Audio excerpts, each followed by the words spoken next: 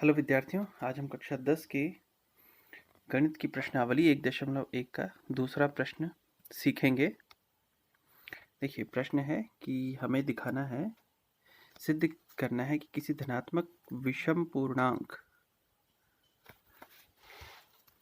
को हम 6q+1, 6q+3 या फिर 6q+5 के रूप में व्यक्त कर सकते हैं।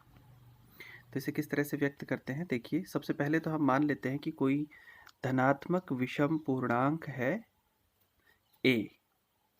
मतलब कोई धनात्मक विषम पूर्णांक का मतलब हो गया 1 हो सकता है, जैसे 1 होता है, 3 हो सकता है, 5 हो सकता है, यानी वो धनात्मक होगा, साथ ही साथ विषम होगा और एक पूर्णांक संख्या होगी।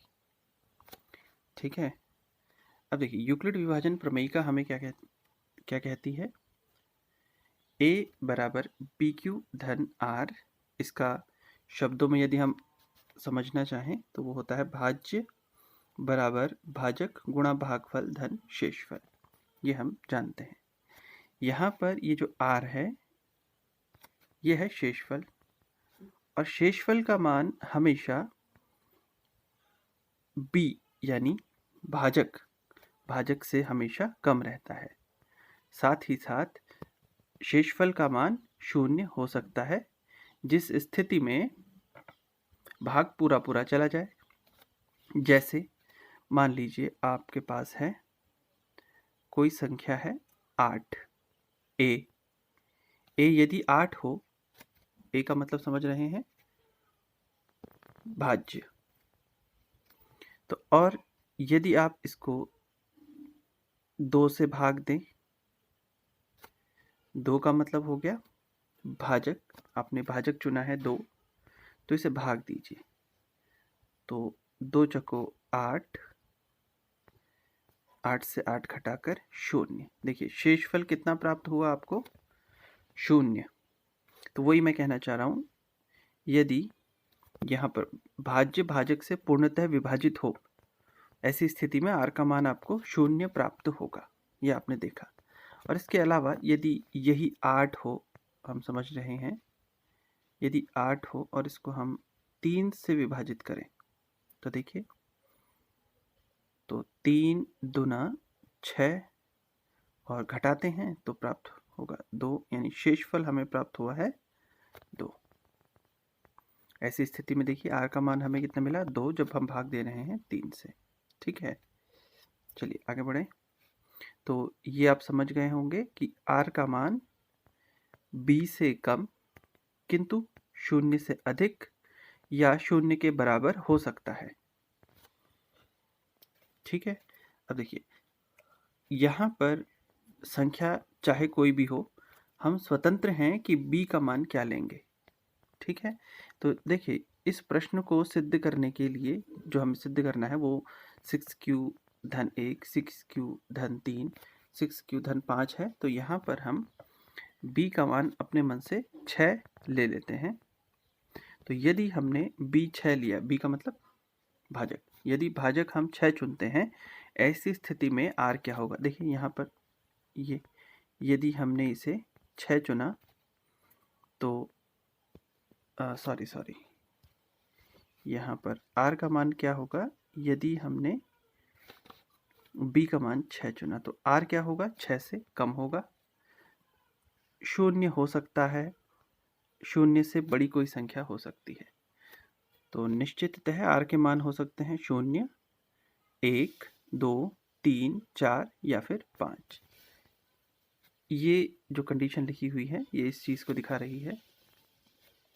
अब देखिए, एक एक करके सभी r पर बात कर लेते हैं। यदि r का मान देखिए सबसे पहले 0 हो और 6, तो हमने b का मान ले ही लिया है। तो यदि b का मान 6 हो और r का मान 0 लें तो हमें यूक्लिड विभाजन प्रमेयिका के हिसाब से a कितना मिलेगा? a मिलेगा 6q धन 0। 0 जोड़ने से कोई फर्क पड़ने वाला है नहीं, तो बचा क्या? 6q, जो कि एक सम संख्या है। कैसे पहचाना भाई? किसी भी संख्या को, किसी भी अंक को या पूर्णांक को आप 6 से गुणा कर रहे हैं, 6 एक सम संख्या है, तो निश्चिततः आपको एक सम संख्या मिलेगी। यहाँ पर 6q एक सम संख्या बनेगी। ठीक है, अच्छा ये हमने नोट कर लिया। फिर दूसरी बात, अभी हमने r बराबर 0 लिया था। अब अगला, यदि हम r का मान 1 लेते हैं, यदि देखिए b का मान 6 और r का मान 1 ले लें तो क्या बनता है, a का मान आता है 6q धन 1।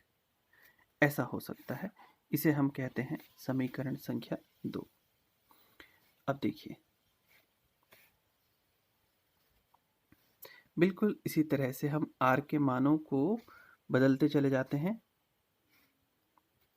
देखिए r का मान ले लेते हैं 2, b का मान 6 है ही। ऐसी स्थिति में a का मान मिलेगा 6q धन 2, और आप देख सकते हैं इन दोनों पदों में 2 कॉमन हो सकता है, हमने 2 को उभयनिष्ठ ले लिया है। तो 2 गुणा 3q धन 1, क्योंकि इस राशि को 2 से गुणा किया गया है, इसलिए निश्चिततः ये जो बनकर आएगा नंबर वो एक सम संख्या होगी। ठीक है, ये हमने लिख दिया, ये एक सम संख्या है। अब b का मान 6 और r का मान 3, तो ऐसा करते हैं तो a का मान 6q धन 3 होगा। इसे भी हम एक समीकरण से इंगित कर देंगे। अब फिर वही b का मान 6 और r का मान 4 अगर लेते हैं तो 6q धन 4, और इसमें 2 उभयनिष्ठ आ जाता है। इसका मतलब इस पूरी राशि को 2 से गुणा कर रहे हैं, 2 से गुणा हो रहा है, यानी कि ये एक सम संख्या है। ये भी हमने नोट कर लिया। और b का मान 6, r का मान 5, तो बनता है 6q धन 5। ये हो गई एक और समीकरण। अब आप ध्यान दीजिए, 3 समीकरणें तो एक सम संख्या को व्यक्त कर रही हैं, लेकिन शेष 3 समीकरणें कौन सी, ये समीकरण 2, समीकरण 4 और समीकरण 6, ये तीनों समीकरणें किसी एक ऐसी संख्या को व्यक्त कर रही हैं जो सम नहीं है। तो निश्चित है जो सम नहीं है वो विषम होगी। तो विषम धनात्मक पूर्णांकों को इन तीनों समीकरणों की मदद से हम देख सकते हैं कि किसी भी विषम धनात्मक पूर्णांक को हम 6q धन 1, यहाँ देखिए 6q धन 3 अथवा 6q धन 5, 6q धन 1, 6q धन 3 तथा 6q धन 5 के रूप में व्यक्त कर सकते हैं। तो इन 3 समीकरणों की मदद से हम ये चीज़ सीख सकते हैं, और इस तरह से ये प्रश्न भी हल हुआ। अगर आप इसका लिखा हुआ भाग देखना चाहते हैं तो इस तरह से लिखेंगे इसे, समीकरण 2, 4 व 6 से सिद्ध होता है कि किसी धनात्मक विषम पूर्णांक को 6q धन 1, 6q धन 3 तथा 6q धन 5 के रूप में लिखा जा सकता है। तो आपने ये देखा एवं सीखा भी कि यूक्लिड विभाजन प्रमेयिका का प्रयोग हम किस तरह से इसे सिद्ध करने के लिए करेंगे। ये बहुत इम्पोर्टेंट है। Thank you.